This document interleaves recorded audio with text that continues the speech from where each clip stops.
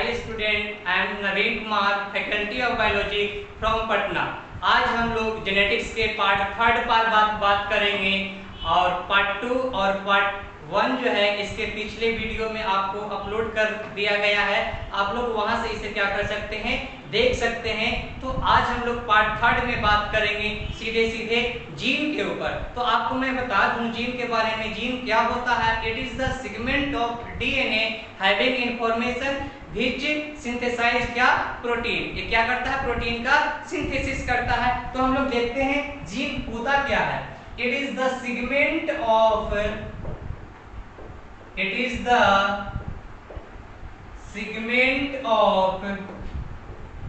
DNA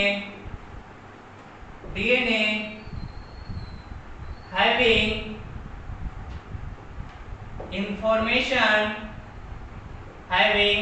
information for protein synthesis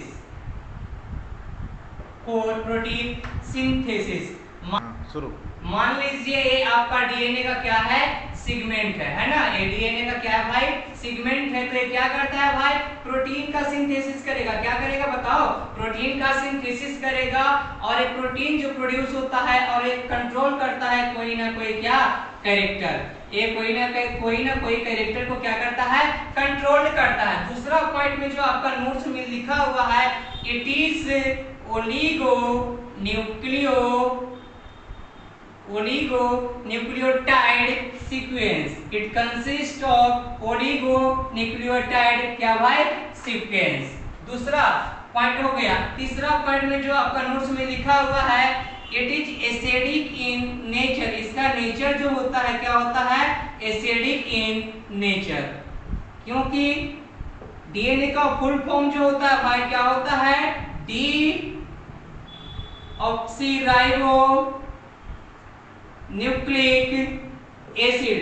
that means इसमें क्या है? न्यूक्लिक एसिड है। डीएनए का फुल फॉर्म होता है डीऑक्सीराइबो न्यूक्लिक एसिड। इसमें क्या होता है? H3PO4। दैट मींस इसमें क्या होता है? फॉस्फोरिक एसिड होता है। इसलिए इसका नेचर जो होता है क्या होता है भाई? एसिडिक होता है। दैट मींस फिर हम आगे बढ़ते हैं, जीन के बारे में। जीन को जो है बोला जाता है, it is also called age factor. Gene को हम लोग फैक्टर भी बोलते हैं। जीन को क्या बोला जाता है? फैक्टर भी बोला जाता है। जीन का जो अरेंजमेंट होता है, genes are linearly arranged on chromosomes। Gene का जो अरेंजमेंट होता है वो क्या होता है? लिनियरली अरेंजमेंट होता है। मान लीजिए ये डीएनए का क्या है भाई? सेगमेंट है। इसके ऊपर एक G1, जीन 2, जीन 3। ये जो अरेंजमेंट है क्या है? लिनियरली अरेंज्ड है। यहाँ पर एक एक्सेप्शन पूछा जाता है हमेशा कि in which organism genes are overlapping. That means हम बोल सकते हैं इसका आंसर आपको याद करके रखना है 5x 174 bacteriophage virus. 174 bacteriophage virus. इसने जीन जो था क्या था? ओवरलैपिंग था। मान लीजिए जीन 1 है, G1, यहाँ आपका जीन 2, यहाँ आपका जीन 3, यहाँ से आपका जीन 4। दैट मींस इसमें जीन जो है एक दूसरे को क्या कर रहा था? ओवरलैप कर रहा था।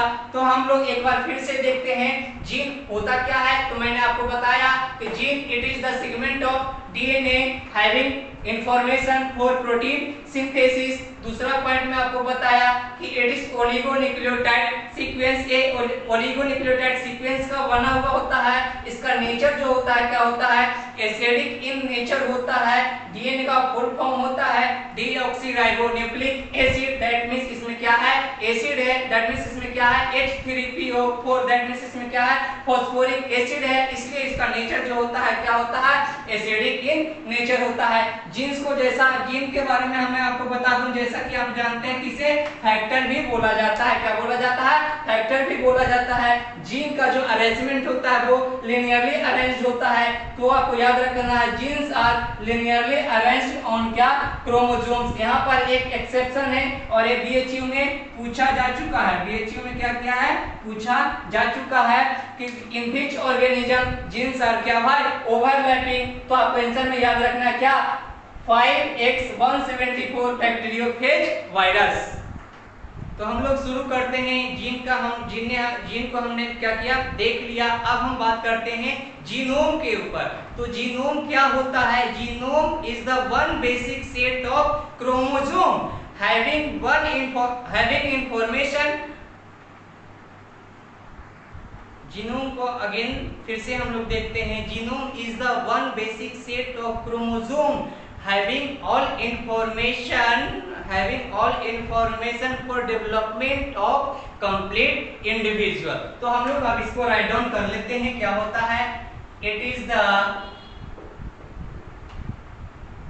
one basic set of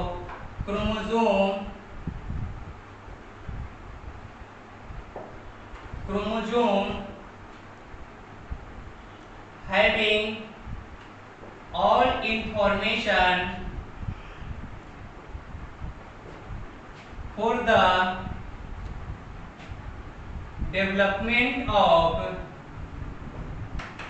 the development of complete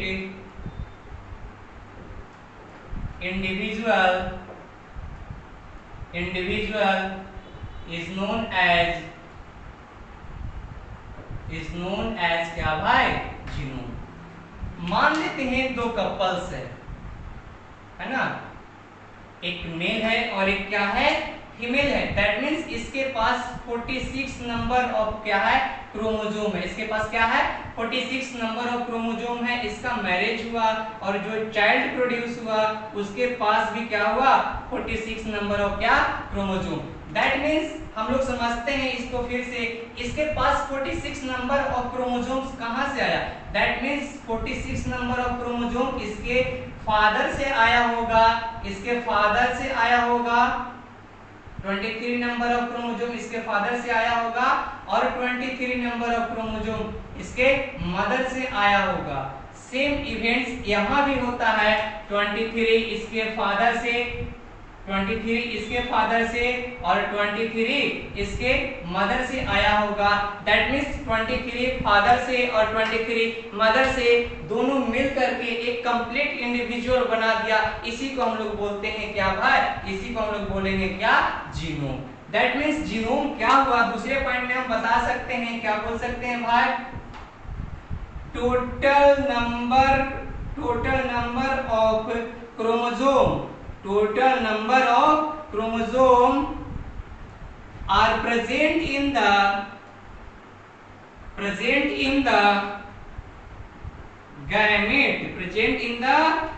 gamete to form one genome, to form क्या भाई, one।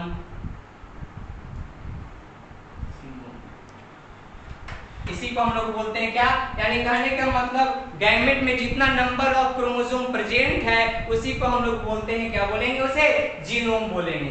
दैट मींस हम बोल सकते हैं एक प्रूफ होता है पार्थेनोजेनेसिस। यहाँ पर एक टर्म आएगा जो आपका नोट्स में लिखा हुआ है, पार्थेनोजेनेसिस।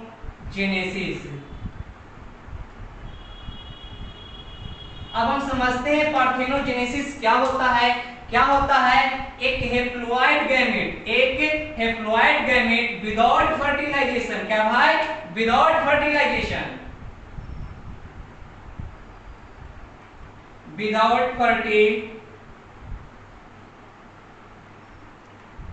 लाइजेशन एक कंप्लीट इंडिविजुअल बना देता है, एक complete individual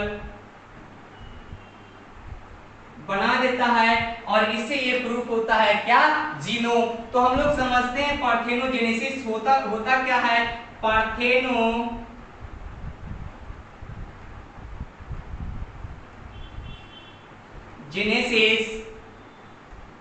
that one genome having all information for the development of complete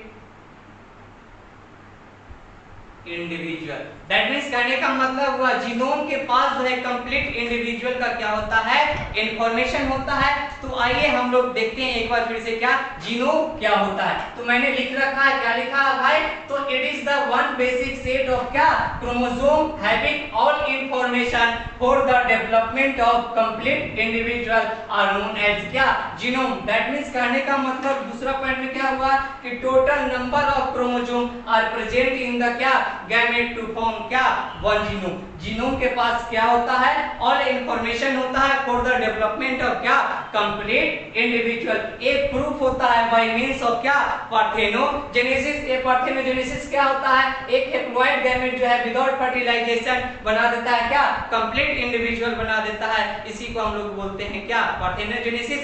और ये बाय मींस ऑफ पार्थेनोजेनेसिस जो है जीनोम क्या होता है, प्रूफ होता है। तो अब हम लोग आगे आते हैं, इसमें कुछ याद रखने वाला टर्म है, जैसे फिनोटाइप क्या होता है, जीनोटाइप क्या होता है, फिनोटाइपिक रेशियो क्या होता है, और जीनोटाइपिक रेशियो क्या होता है। फिनोटाइप करने का मतलब जो आप बाहर से देखते हैं, जो मॉर्फोलॉजी देखते हैं, जो एक्सटर्नली देखते हैं, जैसे आप हमें देख रहे हैं, हम टॉल हैं, हमारा स्किन जो है व्हाइट है, तो ये जो आप देख रहे हैं इसे हम लोग बोल सकते हैं, क्या बोल सकते हैं, इसे फिनोटाइप बोल सकते हैं। लेकिन जो हमारे सेल के अंतर्गत में है, जो हमारे सेल के अंतर्गत में है, जो हमारा जेनेटिक कंस्टिट्यूशन है, आप उसे नहीं देख पा रहे हैं, उसे हम लोग बोलेंगे, क्या बोलेंगे भाई बताओ, जीनोटाइप बोल सकते हैं। तो अब हम देखते हैं फिनोटाइप क्या होता है और जीनोटाइप क्या होता है। दैट मींस देखिए फिनोटाइप क्या होता है, हमने लिख रखा है, क्या लिखा है बताओ, the external appearance of an organism is called as क्या, फिनोटाइप। आप किसी भी लिविंग ऑर्गेनिज्म को बाहर से देखते हैं, जो भी आप बाहर से देखते हैं, जो भी उसका मॉर्फोलॉजी देखते हैं, उसी को हम लोग बोलते हैं क्या भाई बोलो, उसे बोलेंगे क्या, फिनोटाइप। दूसरा बात है क्या, जीनोटाइप। जीनोटाइप क्या होता है, it is the genetic makeup of an organism is called as क्या, इसे हम लोग बोलेंगे क्या, जीनोटाइप। दैट मींस जो हमारे सेल के अंतर्गत में मौजूद है, जो हमारा जेनेटिक कंस्टिट्यूशन है, उसे हम लोग बोल सकते हैं, क्या बोलेंगे बताओ, जीनोटाइप बोलेंगे। फिर मैंने यहाँ पर लिख रखा है क्या भाई, फिनोटाइपिक रेशियो क्या है सर, और जीनोटाइपिक रेशियो क्या है। तो फिनोटाइपिक रेशियो क्या है, देखिए, the ratio of two individual on the basis of phenotype.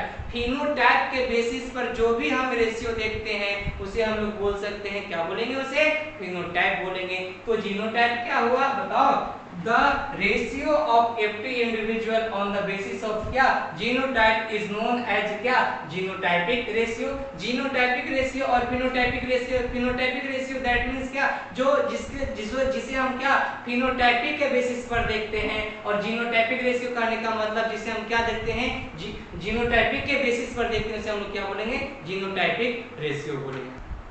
अब हम आगे बढ़ते हैं, यहाँ पर तीन टर्म आपको याद रखना है, एक है होमोजाइगस, दूसरा है क्या भाई, हेट्रोजाइगस, और तीसरा है क्या, हेमीजाइगस। सबसे पहले इसका मतलब हम लोग समझ लेते हैं। होमोजाइगस कहने का मतलब जिसमें क्या रहेगा, जिसमें क्या रहेगा बताओ, कैपिटल टी और कैपिटल टी, कैपिटल ए और स्मॉल टी स्मॉल ए, और एक क्या, small A. That means similar रहे, सेम रहे, जिसे हम लोग क्या बोल सकते हैं, होमोजाइगस।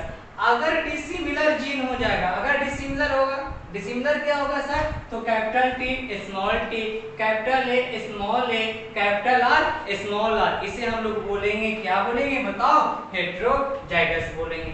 हेमीजाइगस जिसमें सिर्फ ओनली वन जीन प्रेजेंट है, कैपिटल टी हो या फिर क्या स्मॉल टी हो, कैपिटल आर हो या फिर क्या हो स्मॉल आर हो, उसे हम लोग बोलेंगे क्या हेमीजाइगस। तो देखिए हेमीजाइगस के एग्जांपल आपको याद रखना, स्पर्म हो गया, एग हो गया, मेल सेक्स क्रोमोसोम और क्या हो गया गैमेट हो गया। तो अभी हम लोग देख लेते हैं डिफिनेशन इसका क्या होता है होमोजाइगस। तो देखिए होमोजाइगस में हमने लिख रखा the organism have two identical and similar alleles या gene for a particular character is called as क्या homozygous, उसे हम लोग क्या बोलेंगे homozygous condition। that means क्या सिमिलर करने का मतलब कैपिटल ए टी हो, कैपिटल ए हो, स्मॉल टी हो, स्मॉल ए और स्मॉल ए हो।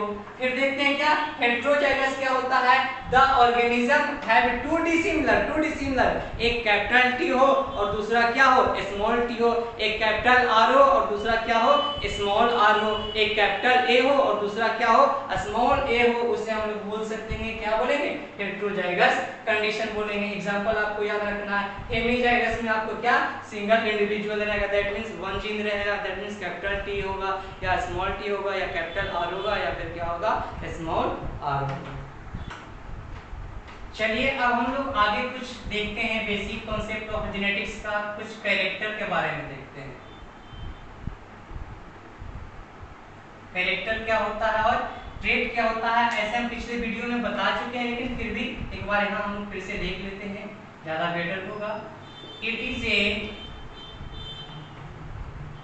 Features of an organism.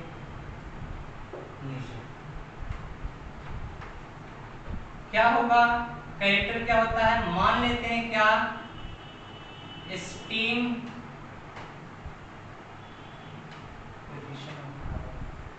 Position of flower, position of flower एक कैरेक्टर है, तो इसके लिए ट्रेट क्या हो सकता है एक्सियल हो सकता है,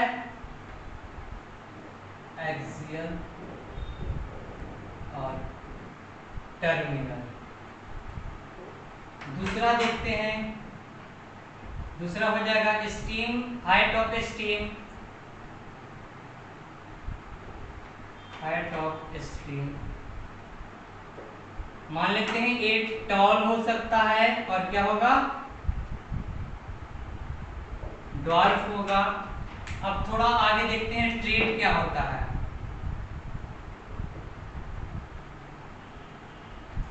तो हम लोग बोल सकते हैं डिस्ट्रीब्यूटिंग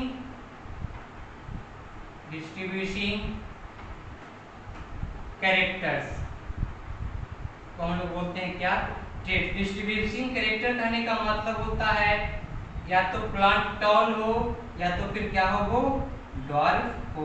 दैट मींस फिर से हम लोग एक बार क्या करते हैं देखते हैं, मान लेते हैं steam, height of steam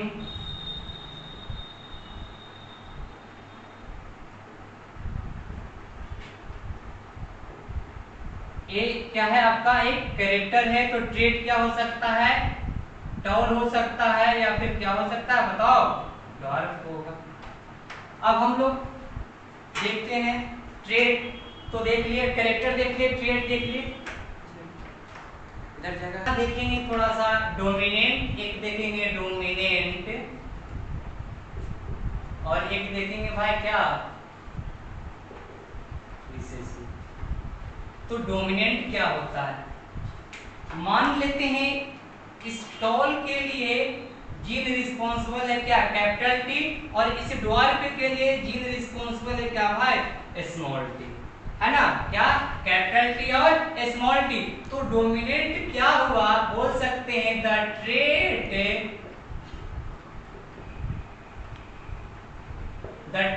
in which express itself itself क्या भाई both क्या सर तो होमोजाइगस एंड क्या भाई बोलो heterozygous condition is known as क्या बोलो क्या बोलेंगे उसे डोमिनेंट बोलेंगे, यहाँ हो जाएगा जीन रिस्पॉन्सिबल क्या, कैपिटल टी और यहाँ क्या हो जाएगा स्मॉल टी। तो इस कंडीशन में भी प्लांट क्या होगा आपका टॉल होगा, जिसे हम लोग बोलेंगे क्या, डोमिनेंट प्लांट। इसे हम लोग बोलेंगे क्या बोलेंगे, होमो सिमिलर है तो बोलेंगे क्या बोलेंगे इसे, होमोजाइगस, होमोजाइगस वो कंडीशन बोलेंगे। और इसे हम लोग बोलेंगे क्या बताओ, हेट्रोजाइगस। दैट मींस हेट्रोजाइगस हो गया। अब हम लोग देखेंगे यहाँ पर, देखेंगे क्या देखेंगे यहाँ पर, रिसेसिव। रिसेसिव क्या होता है, तो हम लोग बोल सकते हैं the trait in which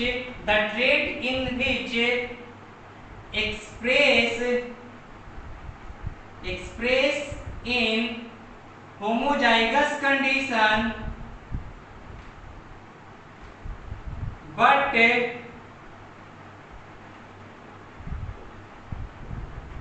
suppress in heterozygous condition। तो डोमिनेंट और रिसेसिव समझ में आया।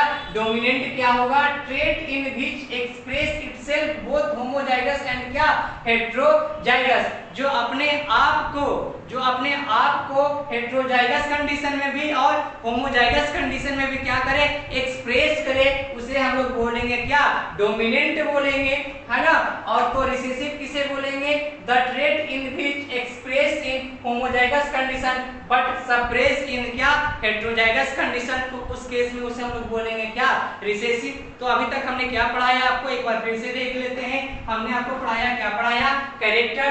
तो कैरेक्टर क्या होता है, it is a feature of organism is known as क्या, बताओ भाई, कैरेक्टर। ये क्या हो सकता है, पोजीशन ऑफ फ्लावर हो सकता है, पोजीशन ऑफ फ्लावर एक कैरेक्टर है।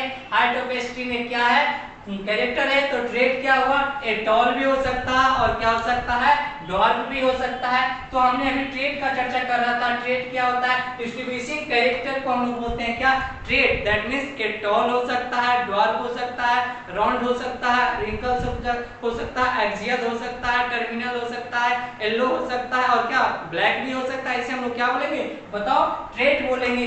तो अभी हमने आपको समझाया डोमिनेंट और क्या भाई, रिसेसिव। डोमिनेंट क्या हुआ, trait in which express itself both homozygous and heterozygous condition.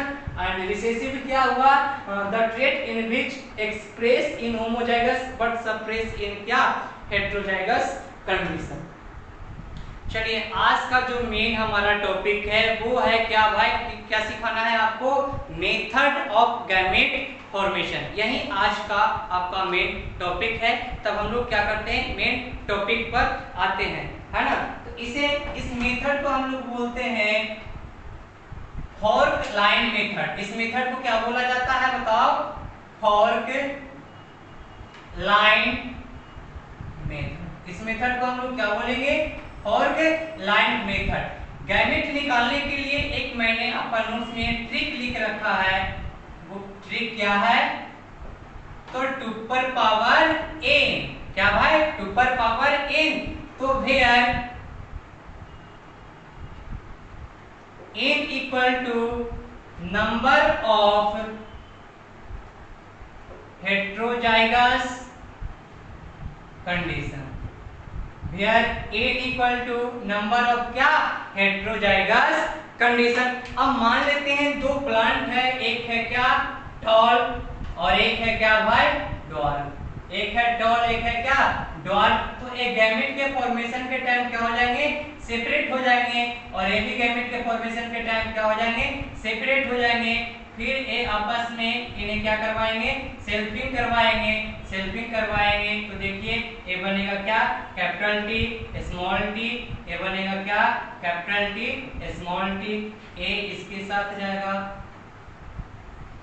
देखिए यहाँ फिर से यहाँ हो जाएगा क्या, कैपिटल टी, ए इसके साथ जाएगा, यहाँ बनेगा क्या, कैपिटल टी स्मॉल टी, ए इसके साथ जाएगा, कैपिटल टी स्मॉल टी और ए इसके साथ जाएगा। दैट मींस क्या, स्मॉल टी और क्या भाई स्मॉल टी। तो कितना गैमेट बना, यानी दैट मीन्स 3:1, यानी 3 टॉल प्लांट आया और 1 क्या आया, ड्वार्फ प्लांट आया। अब हम लोग मान लेते हैं गैमेट कैसे बनाएंगे। मान लेते हैं आपको क्वेश्चन दिया जाए, आपको capital T small T, capital T small T, capital R और क्या स्मॉल आर। तो इसे हम लोग कैसे बनाएंगे, तो सबसे पहले हम फॉर्मूला लगा करके देखते हैं। सबसे पहले फॉर्मूला लगा करके देखते हैं। देखिए कैसे फॉर्मूला लगाएंगे, यानी कि सबसे पहले लगाएंगे क्या, 2 पर पावर n। अब हमको देखना है कि ये होमोजाइगस कंडीशन में है या फिर हेटेरोजाइगस कंडीशन में है। तो देखिए ये डिसिमिलर है, तो ये क्या हुआ, नंबर ऑफ हेटेरोजाइगस कंडीशन क्या 1, ये भी डिसिमिलर है तो नंबर ऑफ हेटेरोजाइगस कंडीशन क्या 1, यानी कि 2 पर पावर n, यानी कि यहाँ n का वैल्यू कितना हो रहा है 2 आ रहा है। तो 2 पर पावर 2 यानी 2 जा कितना 4 गैमेट बनेगा। अब ये 4 गैमेट कैसे बनेगा वो हम लोग देखते हैं। जिस फॉर्मेट से हम शुरुआत कर रहे हैं उसी फॉर्मेट में आपको भी क्या करना है, शुरुआत करना है।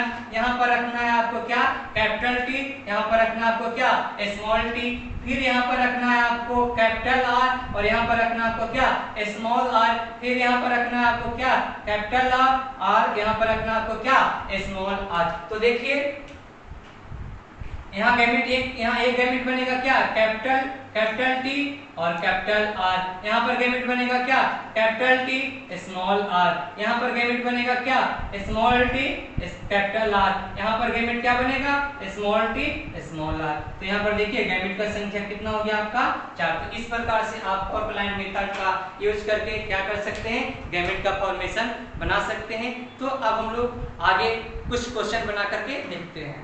कुछ क्वेश्चन प्रैक्टिस करके देख लेते हैं गैमेट का फॉर्मेशन कैसे होता है। तो यहाँ देखिए नंबर ऑफ हेटेरोजाइगस कंडीशन कितना 1, यहाँ नंबर ऑफ हेटेरोजाइगस कंडीशन कितना 1, यहाँ नंबर ऑफ हेटेरोजाइगस कंडीशन कितना 1 बताओ। तो यहाँ पर हम तुरंत फार्मूला लगा करके निकाल देंगे क्या 2 पर पावर a, यानी n इक्वल टू यहाँ बताओ भाई कितना 1 2 3, नंबर ऑफ हेटेरोजाइगस कंडीशन कितना 3, यानी 2 पर पावर क्या 3, यानी 2 2 जा 4 2 3 जा 8, यानी कितना गैमेट बनेगा 8 गैमेट बनेगा। लेकिन अभी ये 8 गैमेट कैसे बनेगा वो हम लोग क्या कर देते हैं, फॉर्मेट पर बना करके क्या कर लेते हैं, देख लेते हैं, जिससे हम लोग बोलते हैं क्या फॉर्मलाइन मेथड। तो देख लेते हैं जिस प्रकार से हम बनाएंगे उसी प्रकार से आप लोग भी बनाइएगा।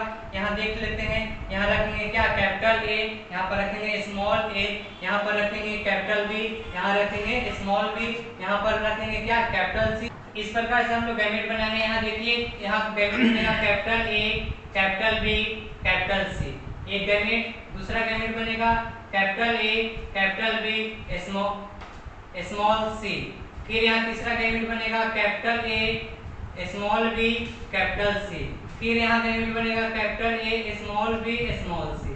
फिर यहाँ देखते हैं, यहाँ हो जाएगा small A, capital B, capital C. फिर यहाँ गैमेट बनेगा small A, capital B, small C. फिर यहाँ गैमेट बनेगा small A, small B, capital C. फिर यहाँ गैमेट बनेगा small A, small B, small सी। यानी इस प्रकार से कितना गैमेट बनेगा 8 गैमेट, 1 2 3 4 5 6 7 8। इस प्रकार से कितना गैमेट बनेगा 8 गैमेट। सबसे पहले चलिएगा capital A, capital B, capital C, capital A, capital B, small C, capital A, small B, capital C, capital A, small B, small C. फिर चलेगा small A, capital B, capital C. फिर चलेगा small A, capital B, small C. फिर चलेगा small A, small B, capital C, small A, small B, small C. इस प्रकार से कितना गैमेट बनेगा 8 गैमेट आपको क्या बनेगा। तो आपको नोट्स में सारा क्वेश्चन दे रखा है, आप चाहें तो वहां से पेज को पलट करके नोट्स से आप क्या कर सकते हैं, पेज को बंद करके बना सकते हैं। वहां पर आपका नोट्स में सॉल्व भी किया हुआ है। अगर कोई प्रॉब्लम होगा तो फिर हम नेक्स्ट वीडियो में अगेन फिर से फॉर्मलाइन मेथड को यूज करके गैमेट का फॉर्मेशन करने के लिए आपको बताएंगे। तब तक के लिए धन्यवाद।